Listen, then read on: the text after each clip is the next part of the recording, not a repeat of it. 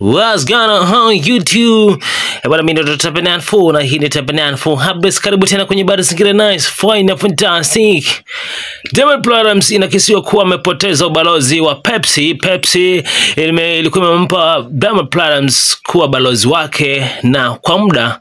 Okay, na kwa sasa inasemekana kuwa Diamond Platnumz sasa ashatolewa na Pepsi kuwa brand ambassador, na ni story ambayo inavuma sana kwenye social medias. Watanzania wamepeperusha habari sana bana kuhusiana na Diamond kuweza kutupiliwa mbali kwenye kuwa ambassador wa Pepsi. Alright, sasa bana amekuja kujibu girlfriend wake Zuchu, pia ni msanii wake pale WCB Wasafi Tanzania. Amekuja kujibu hiyo stories za mafanza ambao wamekuwa spread hii story sana kuhusiana na Diamond kuweza kutolewa kwenye ambassador wa Pepsi. Sasa Zuchu ameenda kwenye post fulani hivi ambao bwana imepostiwa na jamaa fulani pale Instagram, na kuweka kwenye comment yake kwenye bana stories comments ambazo zilikuwa zinawekwa pale na mafans kuhusiana na kuondolewa kwa Diamond Platnumz kwenye ubalozi wa Pepsi. Amesema pale chini, this is fake news guys, this is fake news. Sio kweli, Diamond bado yuko ndani kwa Pepsi, anafanya kazi na Pepsi.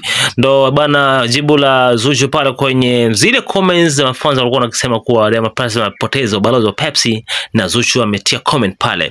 Bana Zuchu ameonekana kuwa akimdefend Diamond Platnumz kwa kweli.